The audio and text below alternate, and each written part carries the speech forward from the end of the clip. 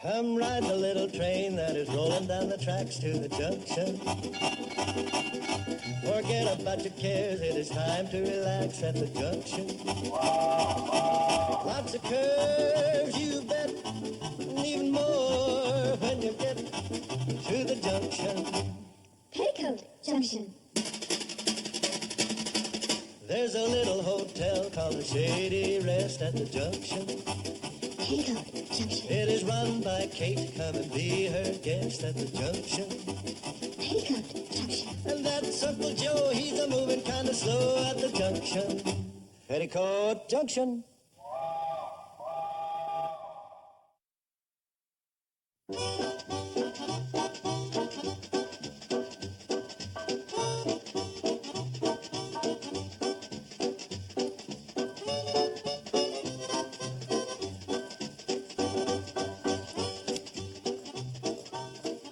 Shady Rest Hotel?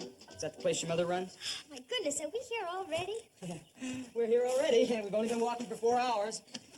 I've enjoyed listening to you so much I haven't even been conscious of walking. Yeah, well, I have. Well, come on up and take a hot bath and get some food. You feel lots better. No. I'm just gonna rest here for a while and then I'm gonna move on. But, Alan, I wanted you to meet my mom and my sisters and my Uncle Joe. No, not that family bit. I mean, that warm, friendly small talk just turns me right off. You mean... I mean, it's so insincere. People ask you how you are, but they don't listen to what you say. Why? Because they don't care. My family would care. Oh, you think so, huh? You get home from school, they probably say, how was school, right? Something like that. Well, I'll bet you that if you say lousy, they'll say, oh, that's fine, let's eat. Oh, baby, don't you see how confused you are? Yes, Alan, I am confused, but I want to find the truth, as you have found it. Please stay and help me. Oh, no, baby, you're too soft. You're too tender to face truth. You're a dove. I'm an eagle. I'm screaming at life. I'm longing just to tear it wide open. Oh, please, Alan, please stay, at least for a while.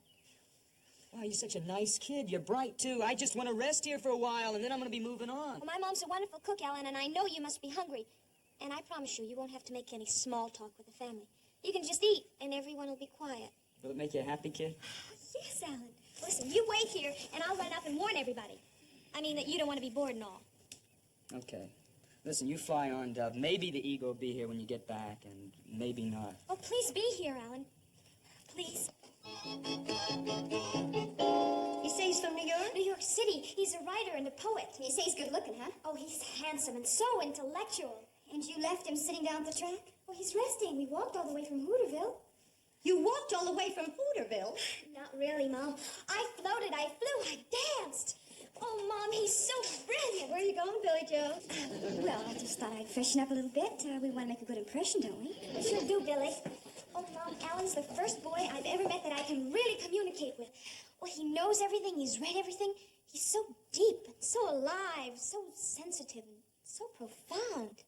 And you met him in Hooterville? Uh-huh. At the library on my way to school this morning. Bobbie Joe, come over here and sit down and tell me everything right from the beginning. Okay. Hi, Bobbie. How are things at school today? Oh, just lousy. That's fine. Let's eat, Kate. You see, we just don't listen to each other. We're just not alive. Well, I'm alive and I'm hungry. We're all hungry, Uncle Joe. We're hungry to know who we are, where we are, and why we're here. Well, speaking for myself, I'm Joe Carson. I'm in the kitchen. I'm in here to eat. Oh, no wonder Alan's so bitter.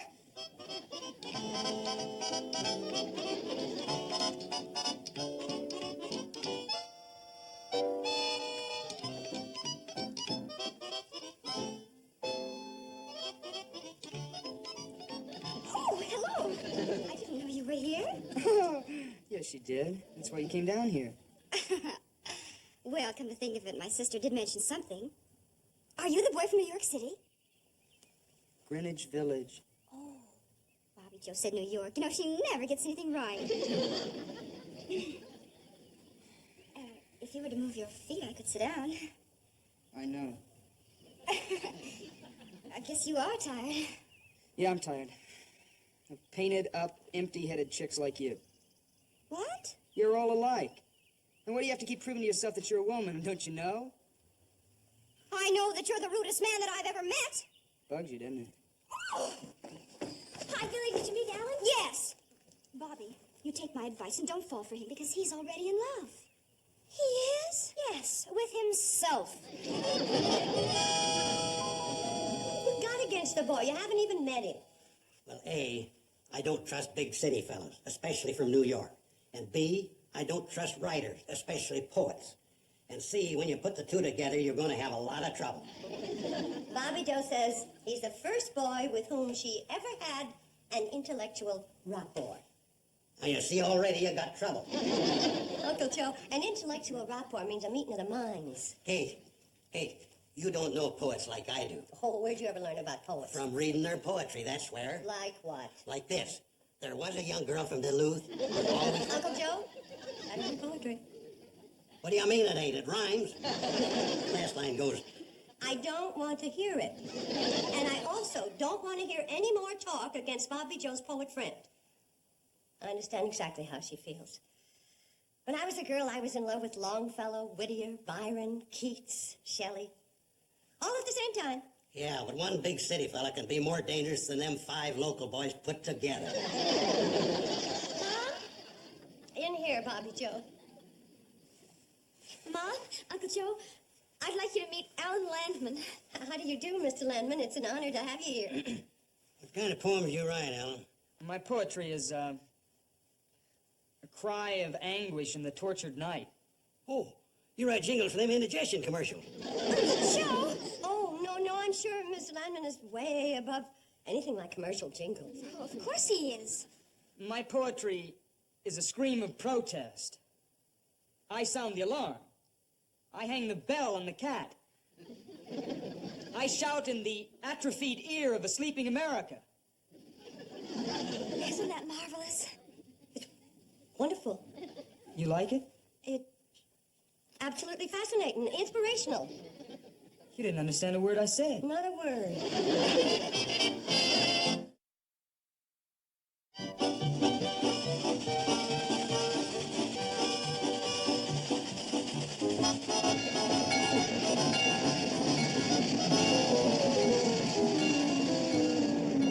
What a meal. That Dutch apple pie was laughing good. Kate really outdone herself tonight. So are you. You keep on eating like that, and you're going to have to back up to a door and knock on it. Oh, Uncle Joe, stop teasing Charlie. He's not so fat. I've seen people a lot fatter. Yeah, me too, but I had to buy a ticket. Mom, do I have to take part in that silly poetry reading? Oh, of course not, dear. You can wash the dishes. Well, you know, I'd rather wash the dishes than listen to you-know-who. Now that Mr. Landman is here, we can start the poetry discussion. Be seated, everybody. Now, I thought it'd be kind of nice if each of us recited a couple of lines from our favorite poem, and then I'm sure that Mr. Landman will favor us with one of his original compositions. Well, you started off, Kate. You're already on your feet. Take Charlie an hour to get to his. This is from the Rubaiyat of Omar Khayyam. Here, with a loaf of bread beneath a bough, a flask of wine, a book of verse, and thou beside me singing in the wilderness. And wilderness is paradisey now. Ain't that kind of risque for mixed company? I don't think so. They was just singing and drinking a little wine. But they're out in the wilderness. True. They could be married, it don't say. Man don't go out in the woods with his wife. Yeah, but he was drinking wine, don't forget. That's enough discussion. Who else has some poetry? You, Bobbie Jo? Oh, I'd rather just sit and listen, Ma. How about you fellas? Don't you have some poetry you like? Here's a little poem I kind of like. I never seen a purple cow. I never hoped to see one. But I can tell you anyhow, I'd rather see than be one. Don't you get it? Feller says he'd rather see a purple cow than be a purple cow. Well, naturally. Who'd want to be a purple cow? Come to think about that, ain't so funny. I know a funny one. There was a young girl from Duluth. I think the time has come for our guest of honor, Mr. Alan Landman of New York City, to treat us to a sample of real poetry. I'd be happy to take part in this gig, although I don't know whether I'm far enough out for you cats or not.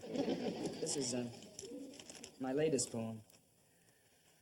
A gut-thin, whining wind defiles the groaning bones of neon-blinded seekers after murky morning. The burning mud explodes, a screaming pathway to hollow thunder of agony. I fall, and cheated dreams. A toenail splits.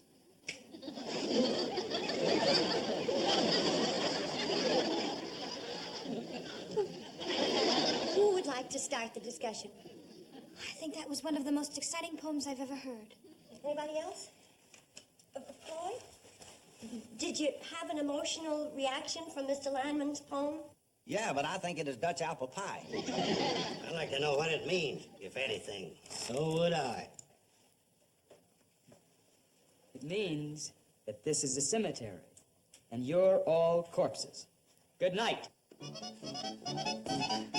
Alan, wait for me! Your cigarette? Sure.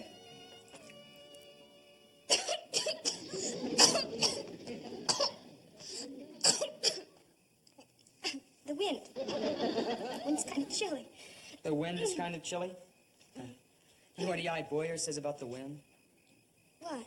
The wind is a switchblade knife, slashing at the polluting smokestacks of urban insanity. Nature's rumble with a defiling beetle called man. Oh, I wish I could learn to express myself like that. Well, you'll never do it around here, baby. So long, I'm going for a walk. Can I come along? Oh, please. I mean, I won't talk. I'll just listen. Okay, kid?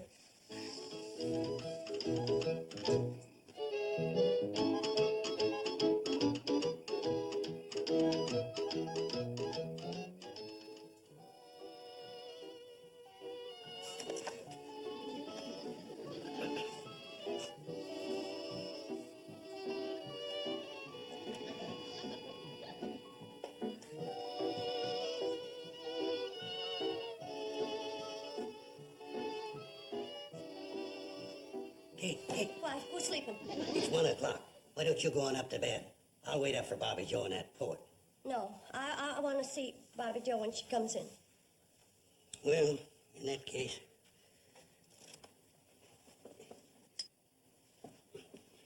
I don't think Bobbie Joe's really serious about that boy. When I was her age, I nearly ran away with a boy just like him. That's what worries me. Yeah, but Bobbie Joe... Here they come.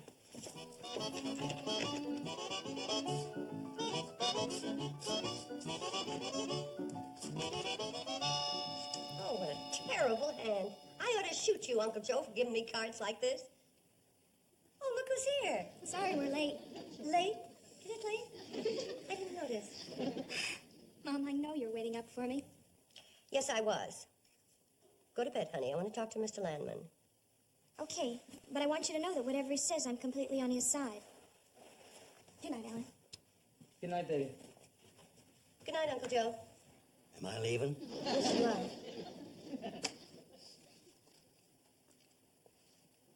Good night, Pops. Uncle Joe, Mr. Landman said good night to you. You can't expect a corpse to answer you back, especially when its name isn't Pops.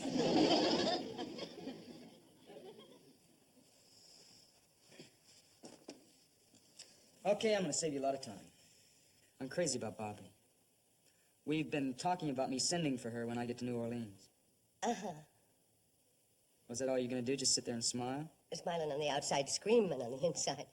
Tell me something, Mr. Landman. In view of the circumstances, don't you think you should call me Alan? In view of the circumstances, what I should call you, but I'll settle for it, Mr. Landman. Are you planning on getting a job when you go to New Orleans? Are you kidding? Any work is for suckers. Oh, I see. How are you going to live? Oh, I've got a lot of friends down there. Musicians. They all like me. They all have pads. That means rooms. Thank you. Then you plan on living your life as a parasite. That means sponge. Listen, this is strictly nowhere. You got a lot of sick, old-fashioned ideas about working hard and living clean, and it's all a lot of junk. I'm too tired to listen. Now, Bobbie knows what she's getting into. It sounds good to her. I'll be taking off in the morning. Good night.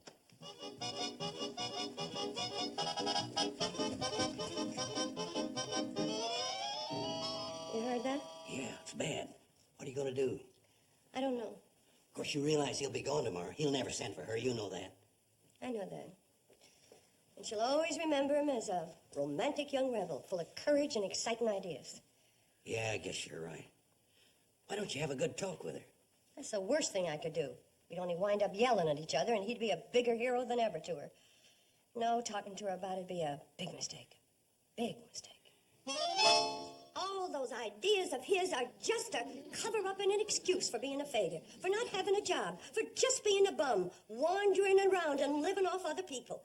And you have been taken in by all that phony talk, and I am making a big mistake. Oh, Mom, you just don't understand, Alan. He has ideals. Thinks the world is full of hypocrisy, and he's attacking it. That's a lot of hogwash. He's just afraid to go out and fight for a job. But just let somebody offer him a nice, soft position, and you'll see how fast he'll stop attacking that hypocrisy and start lapping it up.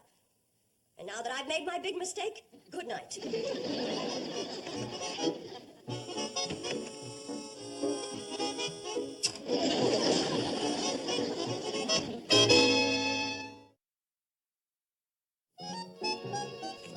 Your mother's just looking out for your welfare, Bobbie Joe. I suppose you don't like Alan either. No, but it's nothing personal. He's been nice to me. In fact, he told me I was the biggest square shooter he'd ever met. Of course, he took a poetic license and left out shooter. Thank you, Mrs. Bradley. Oh, Uncle Joe, I'd like you to meet Mr. Stanley. He's going to spend a couple of days with us. Get away from the high pressure of big business. All right. This is my daughter, Bobbie Joe. Hello, Bobbie Mr. Joe. Stanley. You're leaving, Alan? Yeah, kid, but you'll be hearing from me. Oh, Mr. Landman, you should meet Mr. Stanley. He's from New York, too. Mr. Stanley, Mr. Landman. How are you, young man? You really want to know? Mr. Stanley is the president of the Rollo Dog Food Company. He was telling me all about his advertising problems. It's driving me out of my mind. I've offered a $2,000 bonus for a jingle I can use on radio and television, and no one in my agency can come up with one. $2,000 just for a jingle? Just a 4-line jingle. Mr. Landman is a poet. Oh, of course, he only writes high-class stuff. Is that so? $2,000. I know what's going on in your mind. You do? You think Alan's going to be tempted by that $2,000 and try to sell Mr. Stanley a dog food jingle? I don't think a superior artist full of ideals would do that. No, never. By the way, I thought your poet friend was leaving this morning. Well, he was, but he had to... Listen to this one, Mr. Stanley. Rollo dog food is never gummy. Can't form a ball in your puppy's tummy. Rollo dog food is doggone yummy. It has human appeal, but speaking from the dog's viewpoint, it doesn't make my tail wag. And how about this one? When your poodle's feeling hollow, fill him up with a can of Rollo.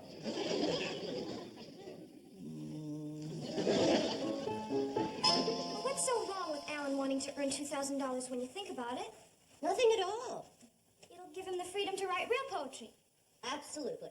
Besides, if you have a genuine big talent like Alan does, you can write those silly jingles without losing any of your artistic dignity. Never loses dignity. Because his talent's too big. Get some Rollo now, now, now. Makes your dog say, bow, wow, wow. How's that for real dog appeal? Does that make your tail wag, Mr. Stanley? Mr. Landon, I'll be honest. You have talent, all right, but I just don't think you talk dog language. Forgive me for saying it, sir.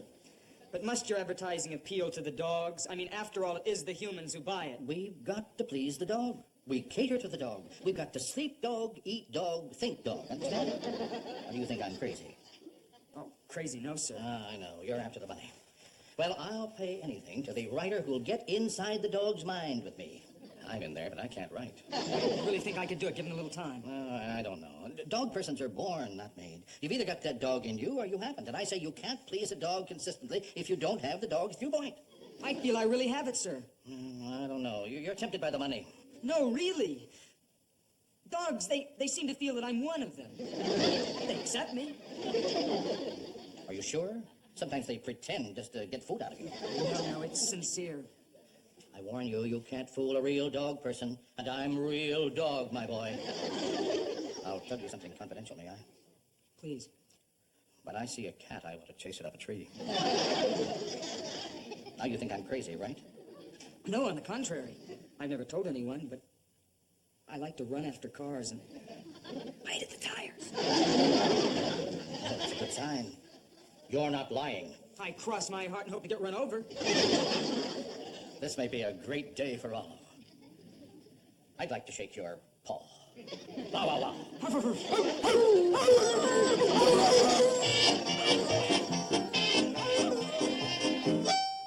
Poor Bobbie Joe, she sure is busted up. I wish somebody'd invent a way to take the pain out of growing up. Boy, I can't get over how lucky it was, that crazy dog food man showing up here just in time to show up that Mr. Landman. Wasn't that lucky, though? It was amazing. You might call it fate. Might. That's fate spelled K-A-T-E. What's going on here?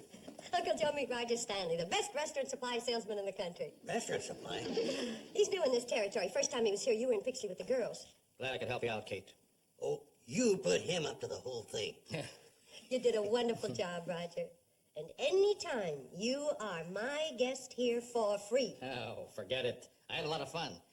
I have a dirty trick on that kid, though. Oh, it'll do him more good than harm. Well, so long. I'll see you the next time through. Bye, Roger. Thanks again. And don't chase any cats. So long. You know, Kate, I never realized it, but you're a goddamn genius. Oh, no, Uncle Joe. I'm just a goddamn mother.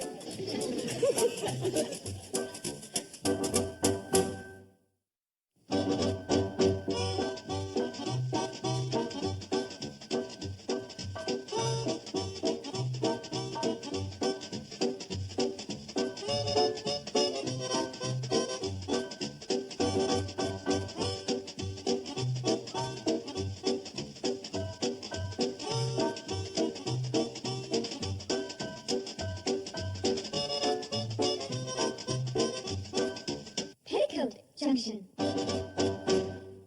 This has been a Filmways presentation.